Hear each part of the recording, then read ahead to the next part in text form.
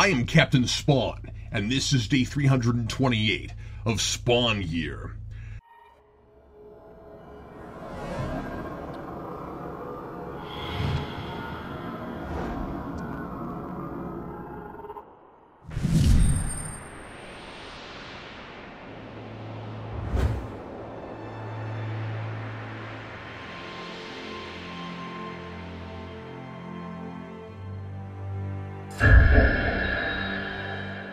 Perhaps I was too harsh on yesterday's issue. Having read the first 3 issues of Endgame now, there seems to be a fresh and unique tone emerging, and it all seems more naturally paced and less like it's stalling for time than it did before. Any other new story arc for any other book, I would have given the benefit of the doubt.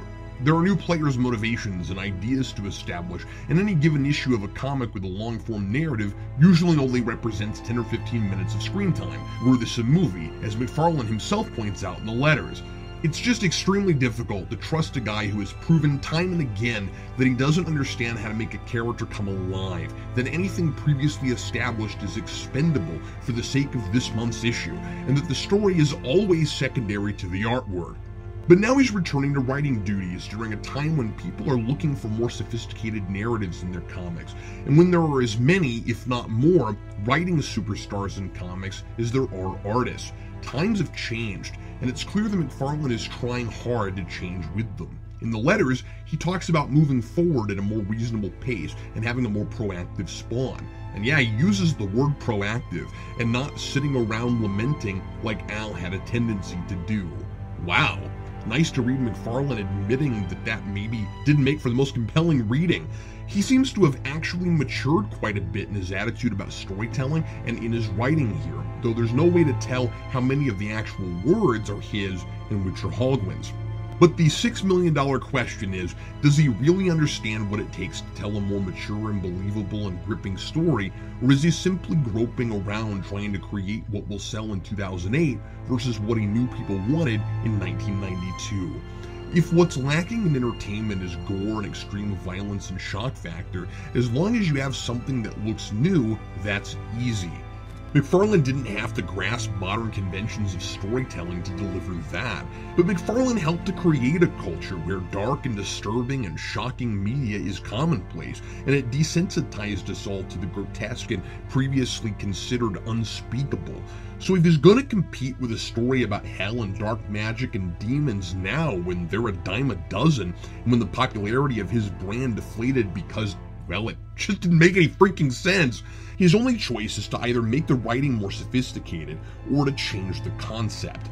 I don't know where exactly he's going with Jim Downing, but the presumably genetically engineered bounty hunter, the Extractor, who's after him here makes me suspicious that McFarlane might be trying to do both simultaneously.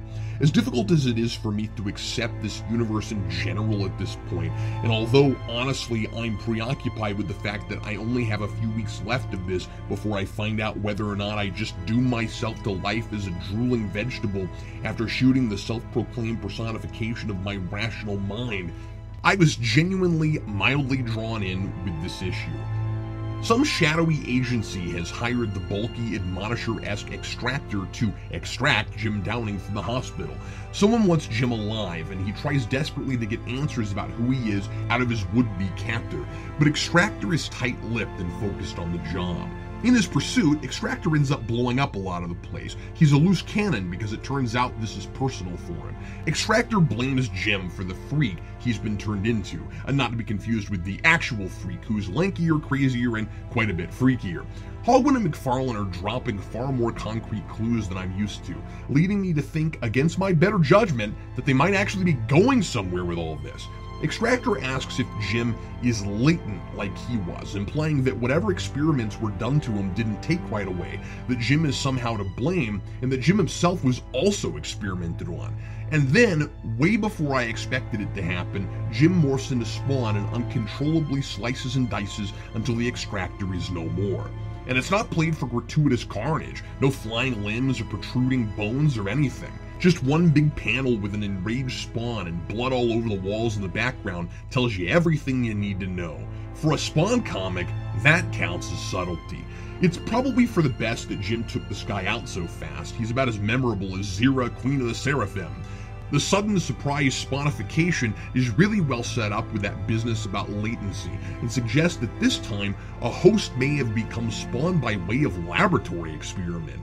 Yeah, McFarlane has a thing about Frankenstein monsters, and for a while there it seemed like every antagonist that wasn't from heaven or hell was baked by a mad scientist. But still, I can't help but be intrigued to see where this goes. There's also a decent balance of drama and levity with the introduction of a brilliant young reporter trying to work his way up the company ladder. He has that classic rookie jumping in with both feet before he's ready thing going on. He's constantly sucking up to the boss, and in one scene where he's assigned to cover the explosion at the hospital, I like his amusing response after he's thanked his boss and we can't hear the other end.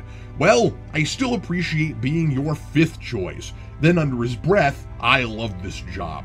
McFarlane is finally allowing characters to be fun and charming and a little likable. I'm also liking the cinematic feel. No internal monologue or text boxes at all, and there's a logical organization of scenes.